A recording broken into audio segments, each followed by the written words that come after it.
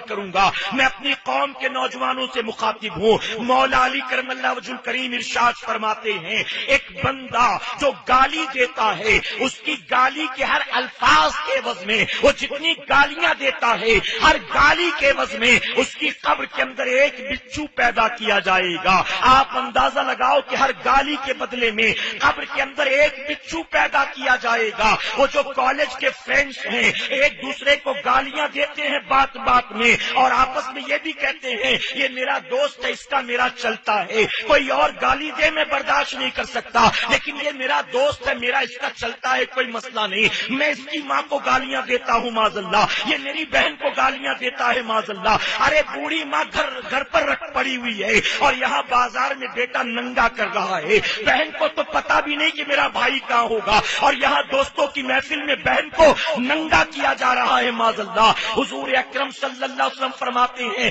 مجھے تعجب ہوتا ہے ان لوگوں پر جو اپنے ماں باپ کو گالیاں دیتے ہیں. پوچھنے والے نے کہا یا رسول اللہ صلی اللہ علیہ وسلم اے آقا اپنے ماں باپ کو کون لوگ گالیاں دیتے ہیں؟ تو آپ نے فرمایا وہ جو دوسروں کے ماں باپ کو گالیاں دیتے ہیں وہ گویا انہیں دعوت دیتے ہیں کہ اب تو میرے ماں باپ کو گالی دے. تو ان کا یہ گالی کسی اور کو دینا گویا ایسا ہے جیسے انہوں نے خود اپنے ماں باپ کو گالی دی ہے. اب بتائیے یہ ہوتا ہے کہ نہیں ہوتا؟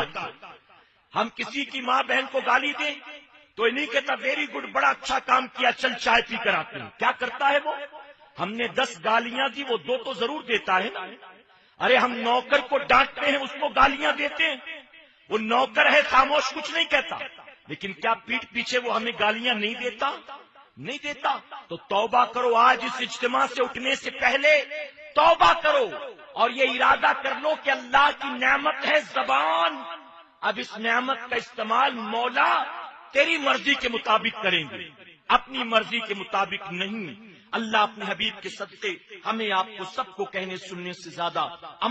ایک گلی سے گزر رہا تھا, 58 سال کا بوڑھا باپ گھر کے باہر کھڑا 8 سال کی بیٹی کو آواز دیتا. چھوٹی سی بچی گھر کے اندر 1 بار 2 بار آواز دیا, بچی نے نہیں سنا, تیسری بار گالیاں دینی شروع کر دی. اتنی بھدی بھدی گالیاں کہ معاذ اللہ ایک دشمن کسی دشمن کو شاید دیتا ہوگا.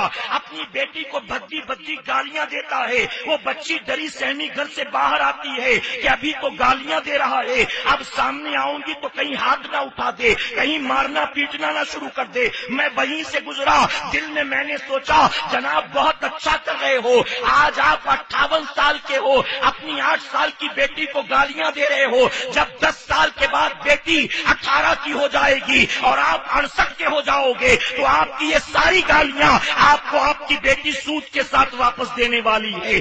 آج تو آپ کا ہاتھ پیر چل رہا ہے, آپ اپنے کام کرنے کے لیے بچی کو آواز دیتے ہو. جب 68 سال کے ہو کر بستر پر پڑے ہوں گے, کھانسو گے اور کہو گے بیٹی ذرا پانی تو پلا دے, تو بیٹی پانی نہیں پلائے گی, تجھے گالیاں دے گی. جب بیٹی سے کہو گے کہ بیٹا 3 بار مانگ چکا ایک چائے تو دے دے, تو وہ اندر ہی سے کہے گی دنیا میں روزانہ کتنے مرتے ہیں, اس بڈھے کو پتہ نہیں موت کب آئے گی. تو یاد رکھنا جس ماحول میں اپنی اولاد کو پروان چڑھاؤ گے وہ جوانی کی دہلیز پر قدم رکھنے کے بعد آپ کو ریٹرن میں وہی دینے والے ہیں. اگر آپ نے ببول بویا ہے آم کی امید کبھی نہ رکھنا, آپ کو سوائے کانٹوں کے کچھ میسر نہیں آئے گا. اس لیے مسلمانوں توبہ کرو, زبان اللہ کی نعمت ہے, اس کا استعمال اللہ کی مرضی کے مطابق کرو. بند کر دو آج سے جھوٹ بولنا, بند کر دو آج سے گالی گلوز کرنا, بند کر دو اپنی زبان پر فحش کلمات لانا, بند کر دو فضول باتیں کرنا. آخری بات درج کر کے اپنی